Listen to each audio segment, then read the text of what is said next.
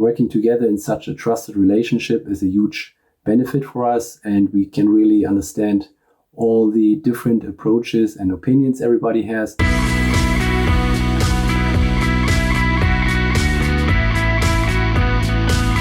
Welcome to Velocitize Talks. I'm Eric Jones. I'm here with Alexander Frison, the CEO of Inpsyde. Alexander, great to have you. Thank you very much. Also glad to be here. Alexander, you're the CEO of Inpsyde, Germany's largest WordPress agency. What elements do you think have helped you achieve that recognition in the marketplace? I would say we were into WordPress right from the start and stuck with it since then.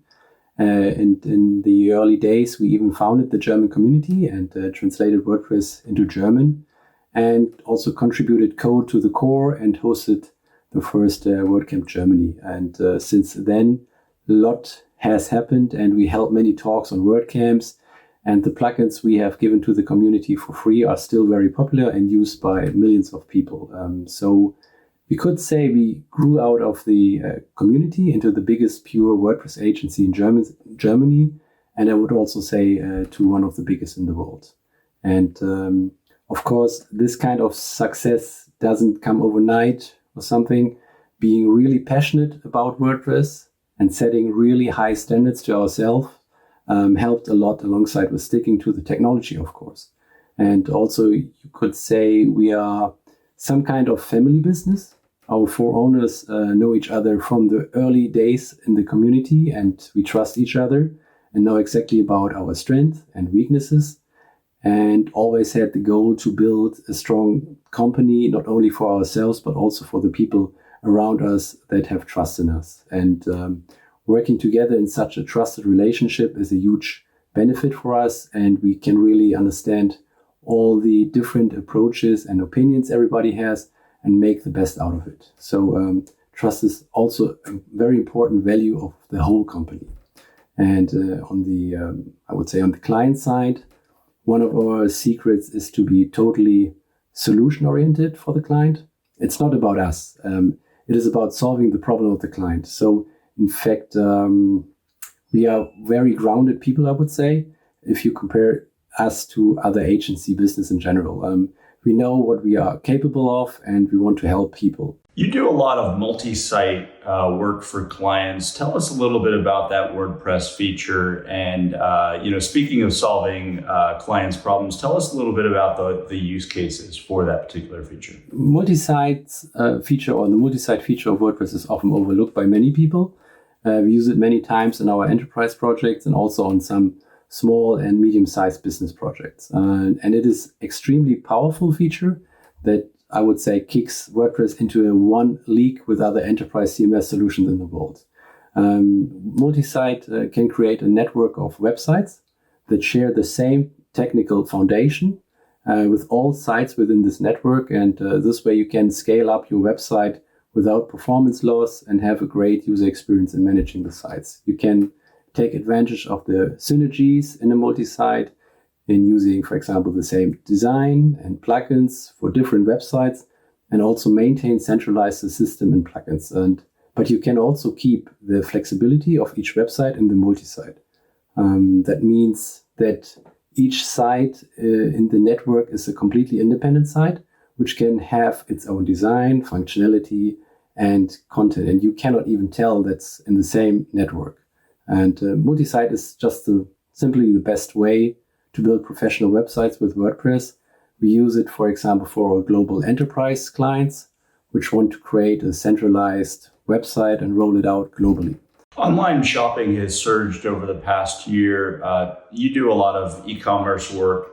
Tell us a little bit about the trends that you're seeing in the marketplace and the platforms. I mean, in general, we saw a growth in e-commerce, definitely, and it's expanding, and especially also due to COVID 2020. And WooCommerce is a very accessible platform based on the WordPress profit highly from this trend, and especially like small and medium-sized businesses reacted very quickly and look for an easy way to set up on an e-commerce platform. And that is very WordPress and WooCommerce is a big, big solution to reach your goals very fast. And if you would look on the market, we see that WordPress is leading the CMS market with an still increasing market share, and the competition is far away.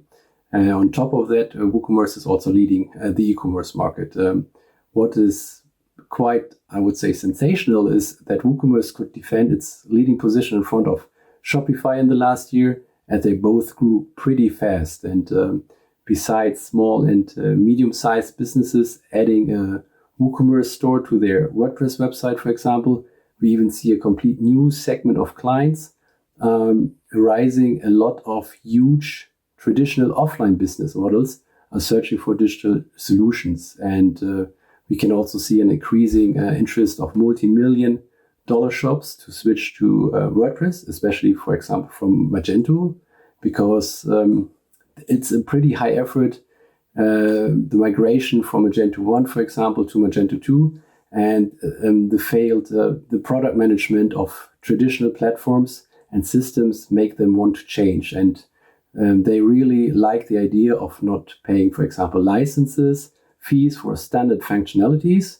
they maybe don't even need, but rather pay for customization to the particular needs, what they will have in WooCommerce, because there's no license fee and they just spend and invest money in the development for customization. What are some of the opportunities that you see ahead from with this year and going on beyond this year with digital? I think one of the biggest learning for businesses from the last year was to think processes and businesses models remote first. This is maybe the smartest thing you can do today because remote processes still work in non-remote environments, but oftentimes not the other way around. So COVID also accelerated digital transformation in a lot of companies. So despite all the bad things that happened and are happening right now, it showed that the ones who are handling it pretty well see a crisis more as a chance and try to anticipate what's going on. And we, for example, know companies that have completely traditional business cases, for example, in the travel industry, and they flipped their business completely over. The great benefit of it is if the normal business is back in action, after hopefully, COVID is gone and everything, or at least it's not so bad as it is right now, they have a second leg to stand on. And in this meantime, they will have also one new revenue stream. So switching gears a little bit, privacy is obviously a critical ingredient for brands to establish trust with their users. How do you balance that with the needs for, harnessing more and more data to ensure that you're creating better customer experiences through personalization? I mean, you cannot drive customer experience without thinking of data privacy. They both go hand in hand, and with better customer experience, we want to drive innovation in the web and create exciting experiences for the customers of a brand or company. But the perception of this experience relies heavily on the trust they have in the users. The moment they lose this trust and feel stalked or manipulated, the experience is gone and even turned into a negative one. And so it is important to find a balance between regulation and innovation. In general, this is not hard for us as we are working with some of the biggest brands in the world and committing completely to their code of conduct, which are pretty strict. And processing data, for example, to show website content based on user behavior is not a bad thing by all means. We do this to show more personalized, more relevant results and think every user is glad about this. Only a minority of people are using data for a bad purpose, and we should not think that this is an example for the whole branch. One of the great things about the WordPress ecosystem is, in fact, all of the plugins that are available for SMBs and other companies. Tell us, you've been very, very active, as you mentioned before, in that space. Tell us about some of the plugins that you've developed for the benefit of the entire WordPress community. I think our team is pretty proud creators of a lot of very popular WordPress plugins like BackWP App or Multilingual Press or the official WooCommerce plugin for PayPal and Molly. And I would say all our plugins combined have more than 50 million downloads and about over 2 million active users. And one of our latest plugin is the official PayPal plugin for WooCommerce. It is a new solution of PayPal where it combines all the products they had before in different solutions like PayPal Express, Classic, PayPal Plus, and so on. In the history of PayPal, they created many, many products and also different products in different countries. And now they combined a big solution together and we built up the solution for WooCommerce. And Tell us the best bit of professional advice that you've been given. It's not only professional advice, it's also personal advice. I'm always saying life is 10% what happens to you and 90% what you're doing with it. So you just have to act sometimes, even though it's critical or it's difficult or anything like this.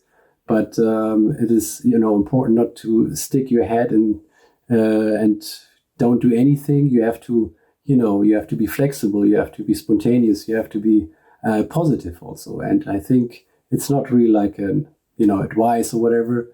You can for professional things, but it's also like an attitude, I would say.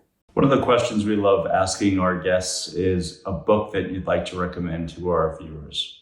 Actually, haven't read a lot of books lately, but my wife, she gifted me the Why Are You Here Cafe for Christmas. And it was very inspiring. It's not really like a business book or something like this, but finding a new way of meaning in life and work. And I think it's a really good read, and it's also humoristic, and I can recommend that. And it was really, really cool. Alexander, thanks so much for joining us today. Thank you very much. That was Alexander Frison, the CEO of Inpsyde.